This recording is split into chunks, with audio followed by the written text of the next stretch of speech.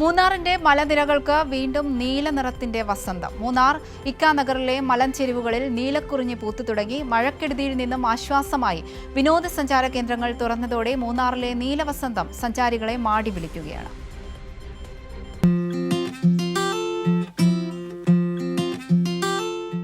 പച്ചപുതച്ച മൂന്നാർ മലഞ്ചെരിവുകളിൽ നീലവസന്തം വിരിഞ്ഞു. നല്ലതണ്ണി റോഡ്, ഇക്കാനഗർ, ചൊക്കരമുടി മലനിരകളിലാണ് നീലക്കുറിഞ്ഞി പൂത്തത്. ദൂരക്കാഴ്ചയിൽ പച്ചപ്പിന് മുകളിൽ നീലനിറം വിതറിയതുപോലെ തോന്നും. അടുത്തെത്തുമ്പോൾ ചെറുപൂക്കൾ ചേർന്നൊരുക്കുന്ന അതിമനോഹരമായ കാഴ്ച. ഇക്കാനഗറിലെ മലനിരകളാണ് ഏറ്റവും മനോഹരം. நாளைக்கு முன்னாடி இதே லேக்ல ஒன்று ரெண்டு செடியில தான் குறிஞ்சிப்பூ பூத்துருந்துச்சு. இன்னைக்கு பார்த்தா மழை வெறிச்ச உடனே அந்த மலை ஃபுல்லா குறிஞ்சிப்பூ நல்லா பூத்து குலுங்குது. அப்போ குறிஞ்சி பூவை பார்க்க நிறைய கெஸ்ட் இங்கே வர்றவங்க குறிஞ்சி பூ பார்க்காம நிறைய பேர் ஏமாந்து போகிறாங்க. அப்போ இல்லாமல் இப்போ இந்த டைம் கரெக்டான டைம், இந்த டைமுக்கு வந்தாங்கன்னா குறிஞ்சி பூ நல்லா பார்க்கலாம், பார்க்கறதுக்கும் நல்லா இருக்கு. குறிஞ்சி பூ நல்லா പൂത്തു കുലുങ്ങുது.